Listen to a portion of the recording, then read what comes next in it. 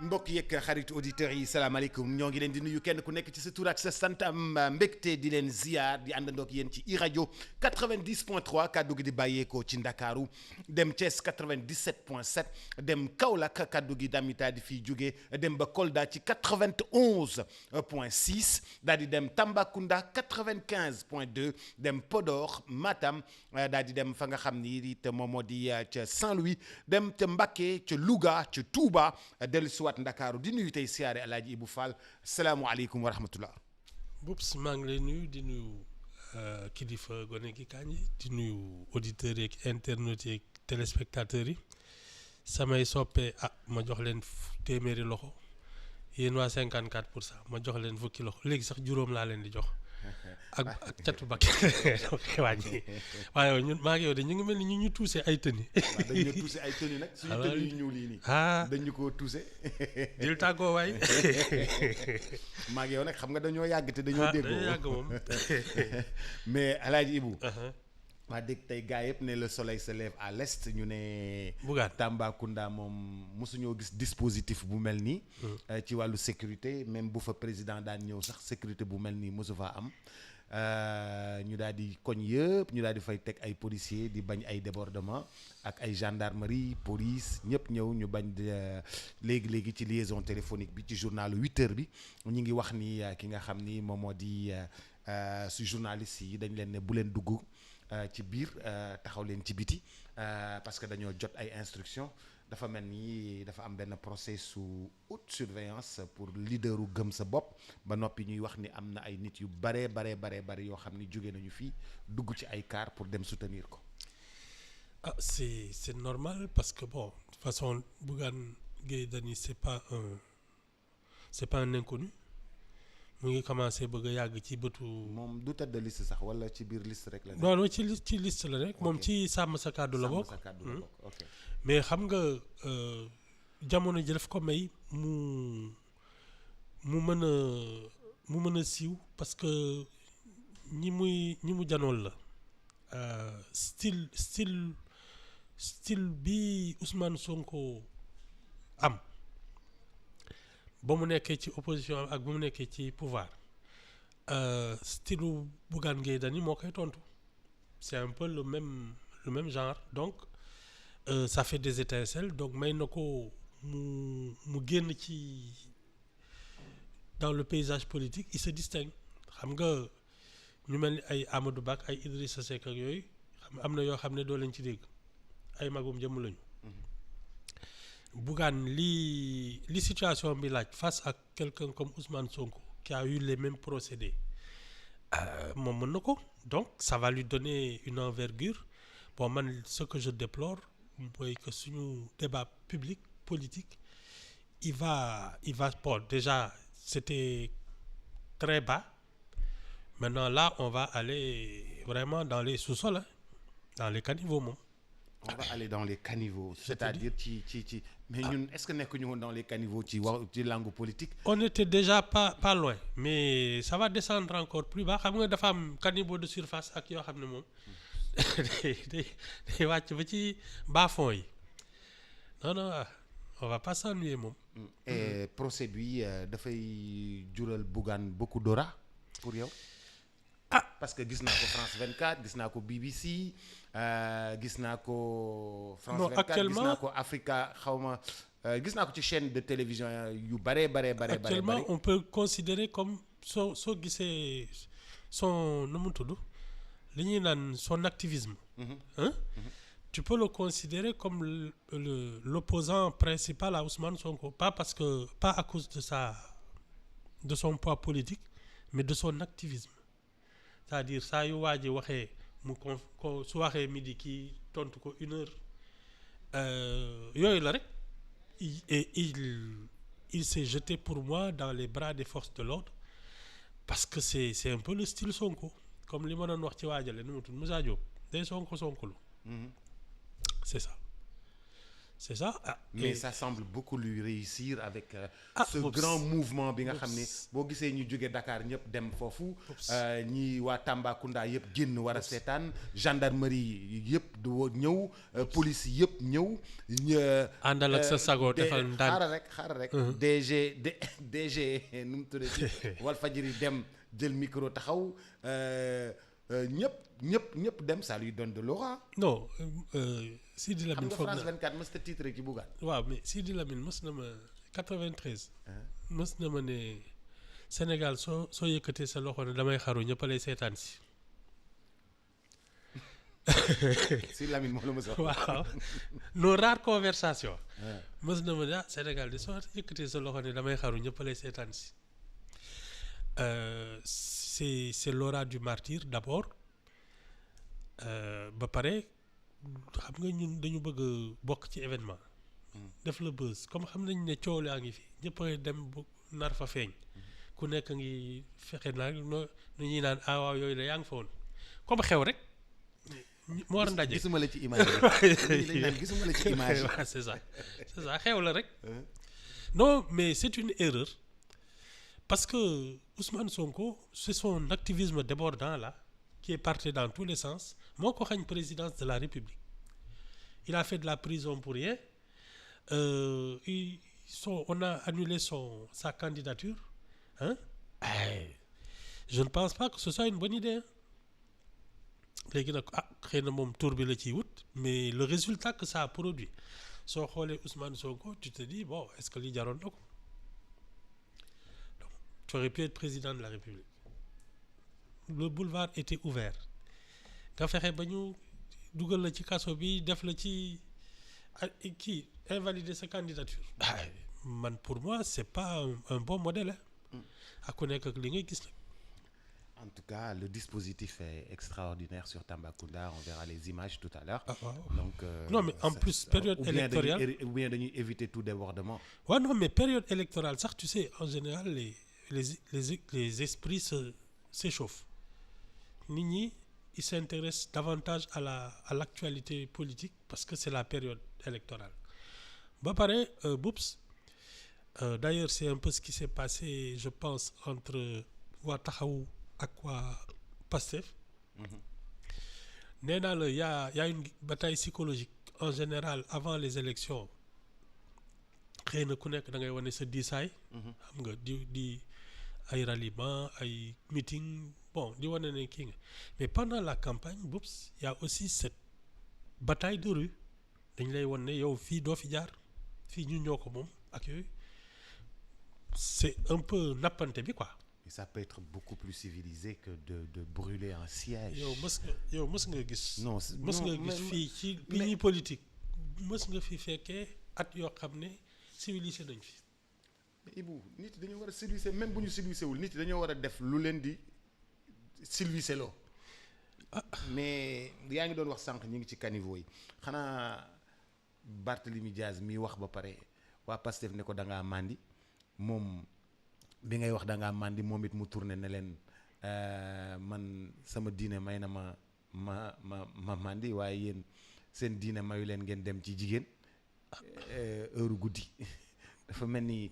yaa ngi ñoo ngi ci caniveau yi de. ah oui on est loolu ngay wax débat de caniveau. oui c'est ça malheureusement c'est ça de ba léegi ñun daal waxaguñ ñu fi ñu jëmee réew mi man maa ngi je tends l'oreille mais je n'entends aucune proposition d'avenir pour la xam naa nag xëy na man maa tëx samay noppa neexul dégg guma daal ku fi wax lu ma jaaxal Bobs la politique est une affaire de gentleman et d'élite. Oui, nous il faut réformer les conditions dans lesquelles on crée un parti politique. foofu laa d'accord ak yow ñiy wax ñëpp ay ci élite bi lañ bokk. non un énarque. non ci élite bi la bokk. non. Barthélemy Diaz. Bobs ci Bobs élite. yemul ci diplôme pour man élite da ngay am jaar-jaar. il faut un vrai parcours da ngay sottile c'est-à-dire que wutatoo teranga. da ngay am yar. Boubs, une élite est forcément bien éduquée. C'est pas juste waaye man am naa diplôme. Non. Da ngay am jaar-jaar sottile wutatoo lenn lu dul fay dëkk bi li nga ko ameel. Hein? Il faut revoir les conditions dans lesquelles on autorise des gens à créer un parti politique et à se présenter à une élection. Pour man, soo jàngul la langue officielle, celle de travail, Boubs, tu ne peux pas être député, tu ne peux pas être maire, tu ne peux pas être ministre. Il faut connaître la langue officielle, c'est la langue de travail. Loolu d'abord. Tu sais, il y a des... Nous, on a autorisé des choses. Te gis nga bés bu ñu seggee dëgg. Boubs si ngay xam ne ce pays est truffé de cadres et de gens brillants. Du caaxaan. Et non nii. Boubs c'est vraiment l'arbre qui cache la forêt. C'est pas les plus brillants qui sont en train de se partager la scène politique. Et kon daal du ñoom daal. non du ñi de. Non du tout. Sénégalais ils valent mieux que ça. xanaa kay dañoo toog seen kër. wala gàddaay. ñi génn dëkk bi. dem.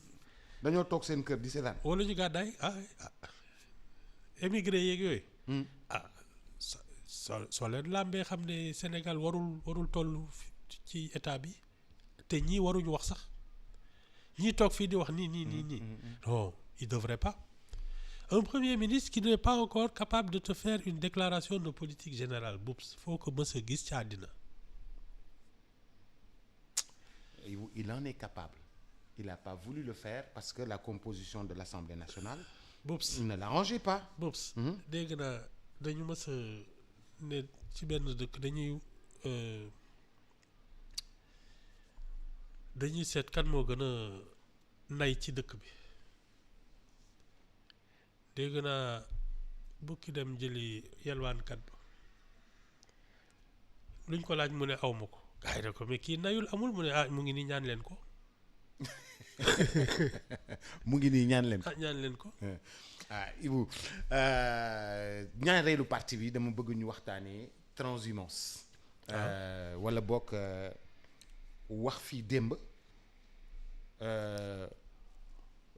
jóge ci wax bi nga waxoon wax leneen def leneen boo gisee li nga xam ni moom moo di scène politique bi.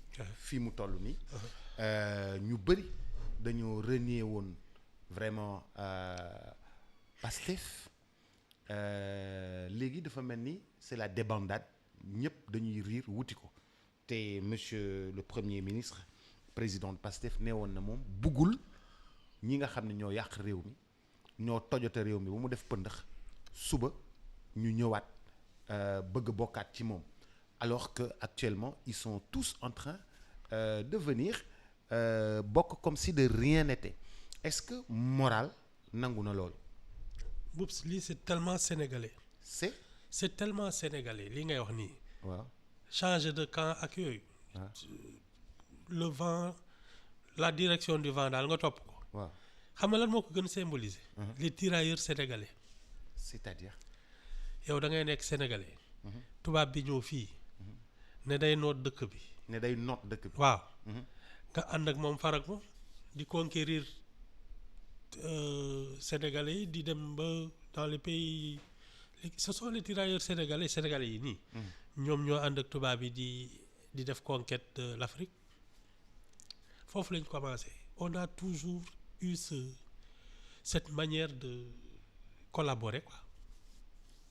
C'est un collabo. Ah oui loolu moom c'est très très sénégalais fu nooy daal ñu ne fa di ko sa ndaw si doon waxee ñoom yu liis rek la ñu bëgg na nooy rek fii neex daal la ñuy dem toog. c'est pas mais Ibou loolu nit yi waruñu ko nangu parce que yow da nga wax say conviction wax ni yow fii nga bokk wax ni yow gëmoo lii waxoon ni yow gëmoo kii yow bugguloo kii nga xas ko wax ci moom lu ñaaw. suba nga dem toog ci wetam. wëlbatiku damul ndigu jaat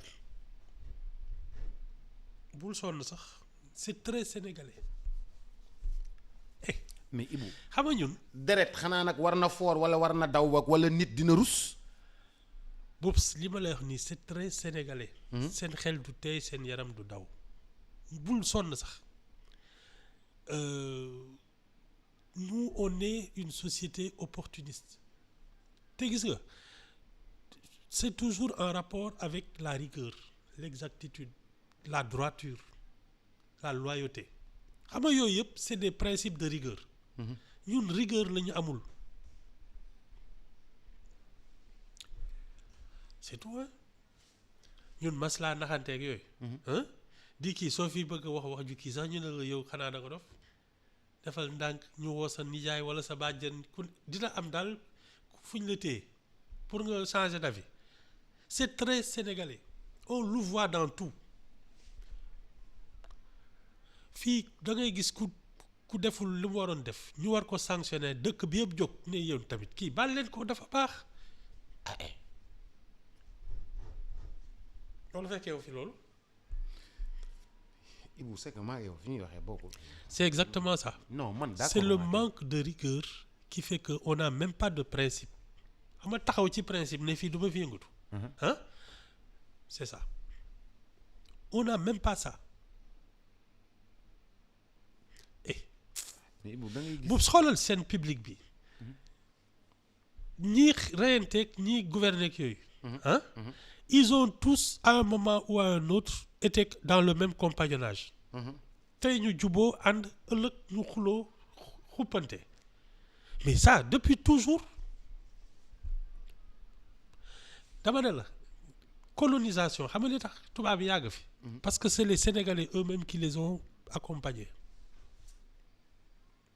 xam nga tubaab yi guerre bi nu mu tudd 39-45. oui Allemagne dafa dugg deuxième guerre mondiale. De Gaulle ci taxawaay ne man dee rek mais lii du ma ko nangu. organiser résistance. genn wàll gi di collaborer. genn wàll gi di collaborer. mais reyante nañu ba ils ont été colonisés disons-le comme ça 5 ans. 39-45 6 ans ñun on a attendu patiemment un siècle di naxante ba ñu may ñu indépendance. non. sama benn professeur mu ne ma la transhumance est le degré zéro de l'indignité. c'est très sénégalais. S'engager en politique, c'est faire œuvre d'éthique. Boups. Et de morale. Boups. Avant la compétence. Boups. Wade. Il a déclaré un parti travailliste de gauche mendésien. dem dellu si on est des libéraux. loolu indi xuloom ak Serigne Diop ne ko mais toi nous on est de gauche nga ñëw ne qu'est-ce que je veux dire à mes militants man dama jàng le PDS c'est exactement ça parti travailliste la woon de gauche mu dem dellu si ne bon maintenant on est des libéraux de droite loolu sax amul les plans d'ajustement structurel la libéralisation là ñan ñoo ko fi def fii au Sénégal les socialistes bi ñuy privatiser. les privatisations. mais socialistes yi ñoo ko fi def. Boups bàyyi lii il faut pas essayer de comprendre ces gens-là toog rek leen seetaan. ñoom ils sont dans l'émotion ils sont dans lu may wax samay doom lu may wax sama njaboot lu ñuy wax suñuy doom ëllëg. y a ce qu'on appelle. lu ñuy nettali ëllëg. y a ce qu'on appelle le situationnisme. situationnisme. waaw ñun Sénégal. foog naa c'est notre seule idéologie. man loolu du ma ko nangu. loolu ba ma ko waxatee ma xeex ak yow. situationnisme. situation fu jant bi jaaree nii rek ma jaar noonu. maa la wax lii de. loolu daal mooy c'est la seule idéologie au Sénégal. S'engager en politique, c'est faire œuvre d'éthique et de morale avant la compétence. Boups. wala éthique wala gars yi amuñu éthique. non tu sais nous notre problème. c'est que dañu bàyyi ñoo xam ne dañuy wut teranga. pour def politique. Or Boups la logique de quelqu'un qui cherche à s'enrichir. n'est pas celle de quelqu'un qui veut servir. son pays. Donc si tu entres en politique par cupidité Boups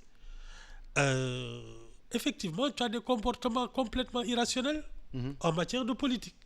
mais en matière d'enrichissement c'est très logique fu neex ngay dem fi ñuy séddale teraanga yi ngay dum toog parce que da ngay wut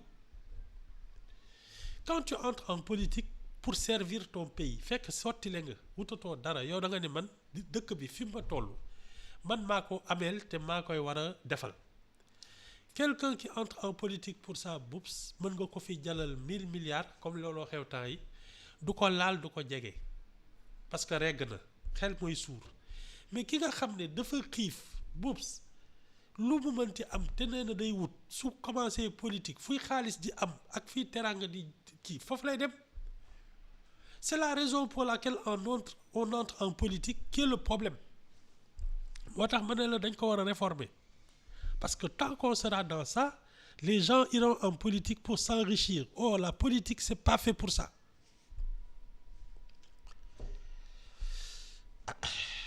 mais Ibou daal yow su ma la comprendre kon ñii seen yaram du daw. seen xel sax du tey waaye seen yaram du daw. seen xel sax du tey voilà seen yaram di daw non ouais c'est la raison pour laquelle ils sont en politique qui est le problème parce que kuy ut teranga ak ku bëgg a jàppale réew mais ni ñuy xalaatee ak ni ñuy defee sax bokkul. Fii les premières choses que les députés demandent quand ils sont élus mooy suñu oto yeeg suñuy essence ak suñuy wala du loolu. waaw loolu la njëkk a xuloo de magistère bi passé loolu la njëkk a xuloo suñuy oto yi bëgguñu bu leen ñu jox oto jox leen ñu chaque mois xaw ma. ak ticket essence ñun dañuy jël fii fee la ñuy jëlee. waaw loolu la ñu njëkk a xuloo non c'est aussi bête que ça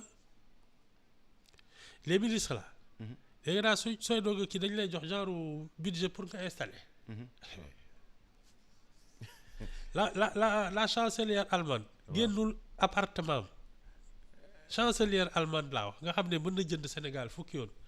génnul appartement ba mu newoon ba léegi fa la des. fa la def toog 15 ans.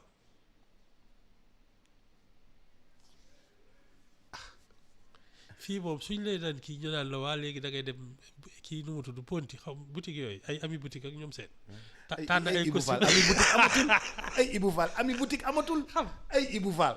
di nga dem daal. Ibou Fall jënd en ligne moo am léegi ami boutique amatul. ay Ibou la kii ngay mooy. nga dem Pape Fall jox la ay costume. ñu ne Pape Fall ami boutique jox na ko 15 costume. xam nga bi neex 2000 2000 costume yi melax yooyu daal cax. yu mel ni ay dafa am ay jeux de lumière. waaye nu ma riche baaxul. c'est mais gars yi bi ñu soog a ñëw soo leen gisee ñuy takk ay seen ay cravate sax nga kii takk loolu boppam cravate. boobu xam nga man moo ma rey 2024 bàyyi li ngay def waaw. bi ñu fi nommé Farba Senghor. redingote bi ma xool ak otaloo yi. Ibou. non. Ibou bàyyil. non je te jure fii bàyyil mu sedd waay. fii ku fi stressé yaa tooñ sa bopp. mais yow kon yow ñii da nga leen jàppee ay ñuy reetaanloo ay nit. mais c'est un cirque laa la wax nga am na waa ji tudd daaf. dañoo daje sànq. boobu taxawal man da waa ji defoon naa loolu la may def. mu ne ma neel Ibou Fall moom rek laay topp. yéen waa 54% jàlle ne ma ne ko grand yaa ngi may tooñ de grand bi mi ngi may tooñ de. non boobu si mën nañu rey nit. non. non tu sais les prendre au sérieux sax c'est passer à côté de l'essentiel. Moi je pense que les Sénégalais devraient se ressaisir et se mettre au travail sérieusement parce que un pays c'est l'initiative privée qui doit donner de la force à la société civile et à partir de là on contrôle les gouvernants parce que ñi ils sont pas dignes de confiance loolu mooy dëgg. Ibou. Ça nag c'est le travail qui te le donne le mérite. Boobu démocratie c'est le mérite c'est pas autre chose c'est la méritocratie.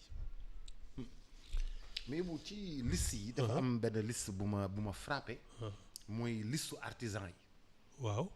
artisan yi dama ak tailleur yi sculpteurs yi. menuisier yi. ñii ñëw ak yooyu damaa gis ñu def benn liste.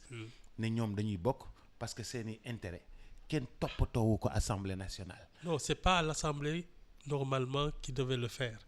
C'est le Conseil économique et social. Oups. Tu sais, parce que ñoom politique du seen métier. Hein? Parce que les politiques laaj ñoom amuñu jot bi sax.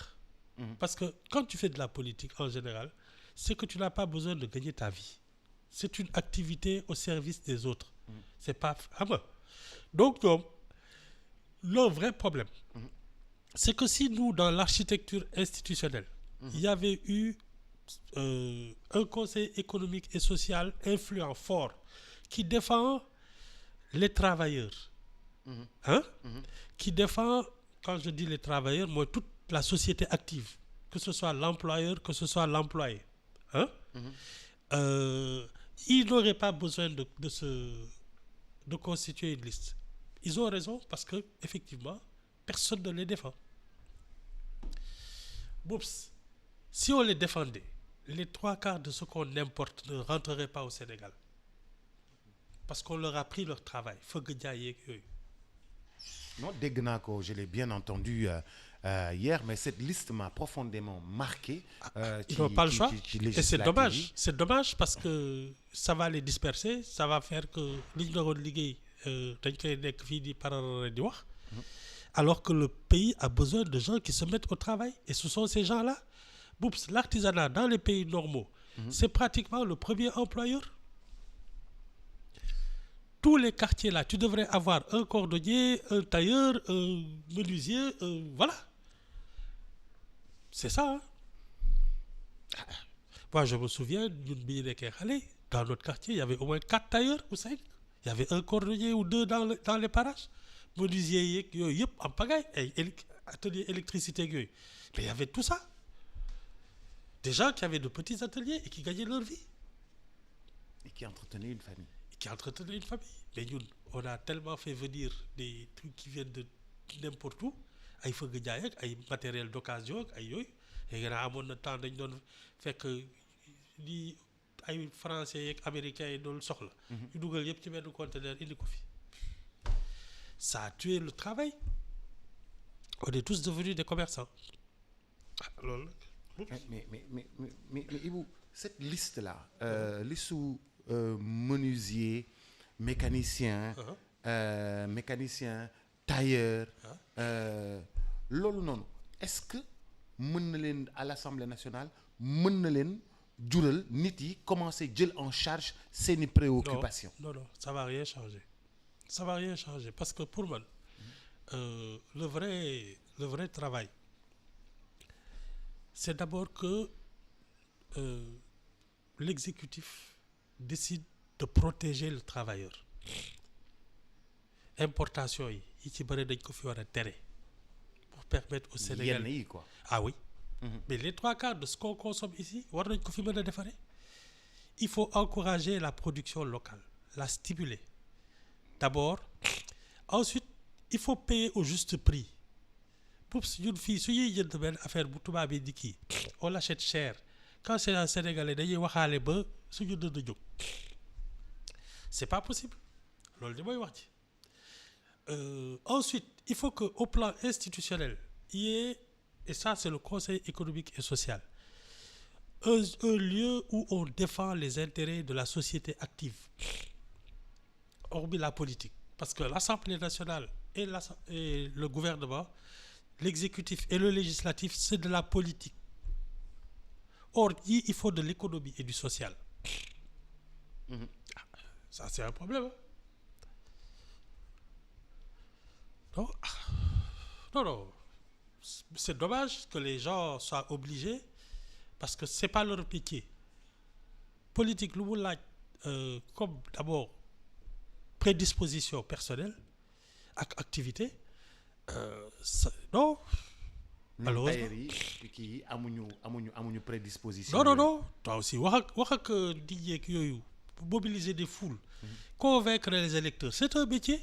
Parce que dañoo am seen liggéey saa yu ñu génnee seen atelier dem. ñu ngi perte dara. C'est ça loolu non man xaaral ba jël sama. waaw saa yu ñu comme je disais saa yu ñu génne seen atelier dem ñi ngi am loo xam ne dañu koy perte alors que temps boobu nga xam ne moom la ñuy génn dem am na loo xam ne waroon nañ ko mën a toog ci seen atelier liggéey alors looloo tax politique yi waroon leen toppatoo waroon leen défendre waroon nekk ak ñoom nekk ci seen wet et tout mais politique yi nekkuñu carrément ci li nga xam ne moom moo di toppatoo leen. ba ñu jóg di jëlal seen bopp en charge loolu. non Boups d'abord l'exécutif contrôle l'économie et de manière partisane mooy li ma la wax rek de temps en temps ñu ne ñu am ay autorisation d'importer yoo xam ne dañ koy segg dénk ko benn nit il s'enrichit dessus d'abord ça c'est un problème deuxième chose par exemple ce qui s'est passé avec la caisse de péréquation pendant des décennies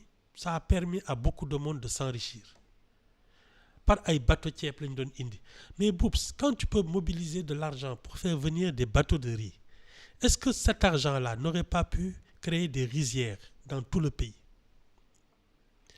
C'est parce que le riz enrichissait la classe politique. am na semaine bi week-end bi dama doon waxtaan ak un brillant intellectuel mu ne ma problème mu Sénégal ceeb la gerte CFA ak xawma ak lan xawma genre daal politicien wala yooyu. ceeb gerte CFA politicien. oui parce que ñun ces gens-là ils contrôlent l'économie et ce ne sont pas des économistes c'est-à-dire que ki nga xam ne mooy xëy qui gagne sa vie hein qui veut construire de la richesse produire de la richesse hein bokkul ak ki nga xam ne il se contente juste d'avoir une place stratégique ba pare droit de porte quoi. C'est-à-dire lu am nga lekk ci juuti quoi. Ça tue l'économie, ça tue le travail. Et malheureusement, l'exécutif comme le législatif, ils se sont entendus pour ça. Mais bu fekkee ni loolu la kon ñun duñu mës a dem fenn. Ah bon, man je ne désespère pas parce que xanaa nag on est 18 millions. xanaa danañ mës a tomber ci benn nit boo xam ne. Il va orienter la vie publique dans la bonne direction. Parce que ñàkku fi c'est pas les gens qui manquent c'est la manière dont nous avons abandonné nos responsabilités on a laissé pour moi c'est du bas de gamme les responsabilités de diriger un pays te ñii Boups mënuñu sax yor kër ces gens-là qui s'agitent seen kër sax mënuñ ko yor ku leen bàyyi ak seen bopp amul état amul dara hein ce seront des chômeurs. Et malheureusement ils empêchent maintenant les autres de travailler parce que ñoom d'abord ils n'ont aucune notion du travail li ñu xam mooy s'enrichir c'est pas la même chose que travailler tant qu'on n'aura pas remis les choses à l'endroit c'est-à-dire qu'on travaille et sans vouloir s'enrichir on ne réglera pas nos problèmes. Boups, je te l'ai dit, quand tu t'enrichis, tu peux appauvrir tout le monde. Quand tu travailles, tu enrichis tout le monde. C'est ça le problème. Mobilisation yi dafa xaw a nekk problème tuuti. parce que mobilisation yi nit yi dañuy mobiliser. def ay caravanes. mais nga gis ay nit ñoo xam ni Tëngéej la ñu jugee ñuy jugee Thiès ñuy jugee Bargny ñuy jugee Kër Mbaye Fall. ñëw di def ci caravane Dakar mais est-ce que ñoom fële lañ ko war a defee seen koñ wala dañoo war a ñëw ba fii. def masse. D'abord ba pare après Passaat ñëw bokk fii après Passaat delluwaat. Je suppose que ce sont les gens du pouvoir parce qu'en général il faut avoir les moyens de transporter loolu moom ñi am les moyens de l'État en général ñoo koy def. Tu loues des bus, tu donnes des per diem. Les partis au pouvoir ont toujours fonctionné comme ça. dañ lay topp kii toggal la ay ceeb jox la ay sorance ak ay dañuy rupture Ibou bàyyil ma les partis au pouvoir fii dañuy rupture. Je t'ai dit que les gens de l'actuel pouvoir ils sont moulés dans la tradition de l'administration sénégalaise ñii ci lii la ñu yaroo màggee ci ils sont pas faits pour changer boobu c'est comme si c'est dans leur ADN ñun Sénégalais yi nii la ñu mel kii du 74 la judd le premier ministre là Ousmane Sonko keneen ki 80 xaw ma mais ñii ils ne connaissent que Wade et la façon de faire fan la ñuy jàngale leen ils vont pas changer c'est pas eux qui vont le faire. Bon, déjà, moi, les transhumants là montrent que ça ne change pas déjà. Non. Les non. transhumants, non, ça c'est sénégalais. Je ne peux, je ne Bobs. peux. Hein? bi tubaab yi ne salaamaaleykum ay nègre ñoo njëkk ñoo ne leen kaay lañ jàppale leen la communauté lébu la bi ñu demee en 58 référendum dañu ne woon ñoom dañuy toog dans le truc français nekk département français moo tax Mamadou Dia jëlee capitale bi Saint-Louis indi ko Dakar sinon dañu ne woon déclarer seen indépendance ne ñoom français lañu lébu yii. Ibu yaa ngi tooñ de bu may indil benn problème. Mais c'est la raison pour laquelle on a déplacé la capitale de Saint-Louis à Dakar en catastrophe parce que ñoom loolu lañ d'accordoon 58 dañu ne su dee Sénégal day génn France ñoom dañuy des France. mu nekk outre-mer. waaw c'est ça. nekk outre-mer comme ay Nouvelle-Calédonie ak yooyu. c'est ça moo tax ñu indi capitale bi Dakar du leneen de en catastrophe. ah man damaa defoon Ndar dafa xat rek. non c'est parce que les gens là menaçaient de sécession ne dañuy des nekk ay français gars yi jëlee capitale bi en catastrophe indi ko fi toog comme ça wax ji jeex loolu la di. Ibu bu ñu tooñ. Boubs va consulter l'histoire c'est ça. bul tooñ lébu yi. ah laaj leen waa Ndakaaru yi. il voulait être français de. français moo ëpp avantage. ñoo xam de. man de dama defoon Ndar dafa tuuti pour abriter les bureaux, abriter non. toute l'administration. Non, c'est pas ça. Abriter Non, c'est pas ça. C'est drôle. Mais ils ont déménagé en un conseil des ministres ci nii. waaw daf leen bett sax bi ñuy naan la capitale va à Dakar. waaye coup de tonnerre loon moo tax waa Ndar yi ba léegi dañ leen mere. waaw dégg Golbert Diagne naan ki jëlee capitale bi. c'est ça Ndar indi ko Dakar du ma ko baal. c'est ça parce que bon toute l'économie xam nga administration fu mu nekk ak yooyu y a une vraie économie. ba pare investissement yi ils vont tout le temps vers la capitale. loolu la moo tax Saint-Louis après pêche rek moo fa des les pêcheurs là. ñoom dañoo fa des pour def kii ngeen Ndar économie. non c'était ça c'est un pan de l'histoire ça c'est. yéen foo leen nekkoon. ñun de dañ man boo maa defoon Ndar xat rek. non c'est pas ça c'est qu'ils ont entendu dire que la communauté lébu là dañu négocier woon ba de daal en tout cas ñoom su dee après le référendum si le Sénégal choisit l'indépendance ñoom il reste département français Cap-Vert loolu la ñu waxoon. le Cap-Vert. yow li may wax moo tax su ma leen naan soo ma naan ay transhumants ak yooyu ma ne yow daal xamoo dëkk bi nekk. Ibu man sama xel day tey daa am lu ma bëggul daa am lu ma nanguwul sama xel day tey daal. mu ngi nii de. non nous sommes un pays de situationnistes. fu situation bi ne rek maanaam daal dañuy def ni nag yi fu am ñax. Mais c'est ça le terme transhumance. Parce qu'en général, quand tu parles de changer de camp, c'est transfuge. Les transfuges. C'est ça le terme. Mais transhumance, c'est justement le bétail. fu am ñax. waaw fa lañ jëm. C'est ça la transhumance. Normalement, tu parles de transfuge. Quelqu'un qui change de camp. Mais transhumance mooy justement dañ leen di wan ne yéen ak ay xare yéen ak. mais ñoom dañoo bokkul ay gis-gis. bokkuñu ay xalaat bokkuñu ay nit ñuy defee. non bokkuñu ay nit ñuy waxee. non c'est bokkuñu gis-gis. opportunité orientation politique bokkuñu ko. duñ ko sax discuter c'est même pas des débats c'est comment se partager les privilèges man ministère bii nga may jox bu am budget hein après nag ñu seet yow ban kii lañ lay jox ndax bu rëy la wala bu ndaw mais on ne cherche même pas à savoir si tu as une proposition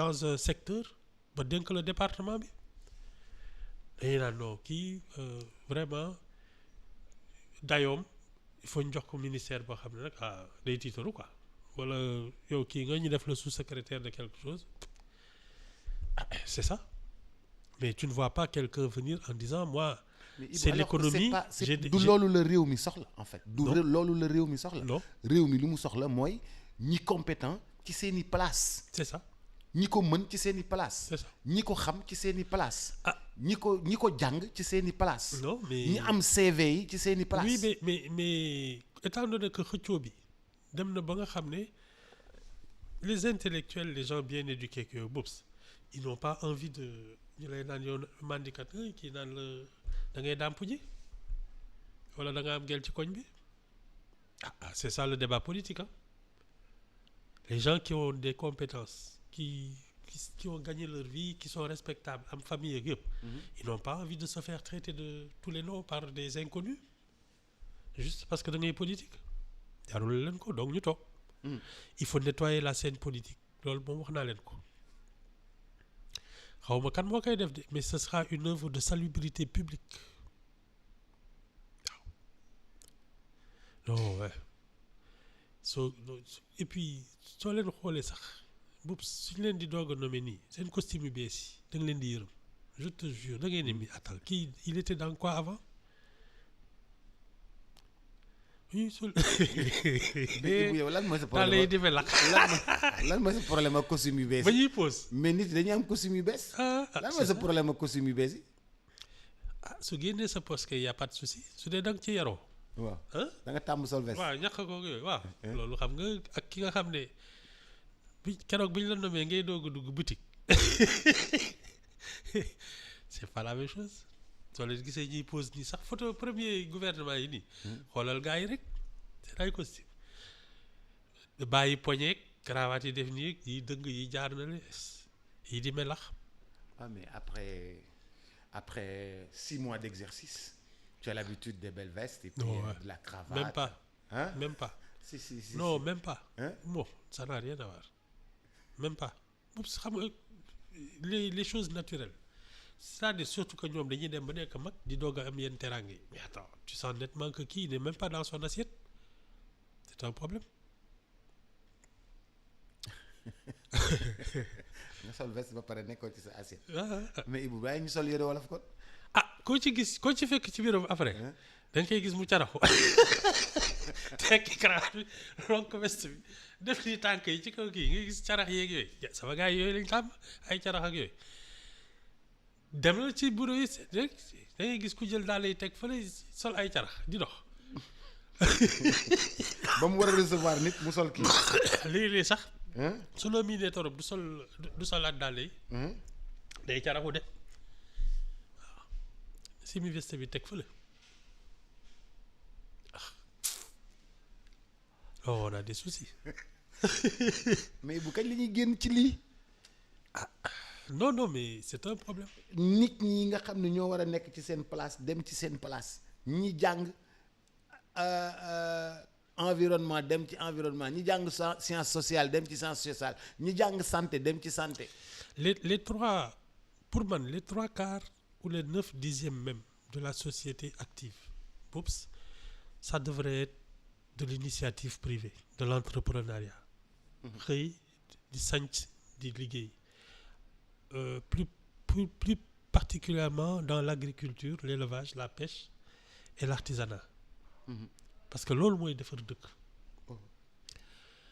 su loolu weesoo boops il y a pas autre chose que la formation parce que d'ailleurs c'est ça les écoles d'excellence ay Prytanée yooyu boops dès le bas âge le état bi di repérer ñi nga xam ne ce sont ces gens-là qui sont appelés à le servir te loolu primaire nga koy xàmmee après tu les mets dans des écoles d'excellence au Prytanée militaire ak yooyu ils vont aller dans l'administration ils vont aller dans la fonction publique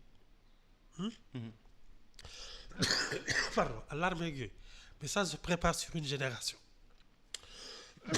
bu si ñii di politique ils improvisent leur entrée en politique c'est-à-dire qu'ils entrent pas en se disant qu'ils vont servir un pays mais ils y entrent en se disant fii la teraanga bi nekk donc fii laay dugg bàyyi ma buruxlu ça c'est un problème. Alaaji bu Fall ba suba ak jàmm incha allah. waaw d'accord ba suba ak jàmm. fekk soj bi wér. ah waaw maa ngi jëm lu ma mën de. fekk soj bi wér. maa ngi faj lu ma mën. maa ngi lay jëndal léegi pasti Valda. waaw Valdous. Valdous Baba Faye moo doon ne maa ngi nokki ni ma neexee ndax pasti c'était la publicité. oui Baba Faye moo ko publicité. Valdous ak Valda. ci iRadio 90.3 mbokk yeeg xarit auditeurs yi maa ngi leen di gërëm bu baax a baax di leen sant maa ngi leen di dig daje léegi dans quelques minutes àndandoog Alaaji Sala Bigué ñu ñëw taxaw Alaaji Cheikh Sarr di ko ndokkale il est heureux papa Alaaji Cheikh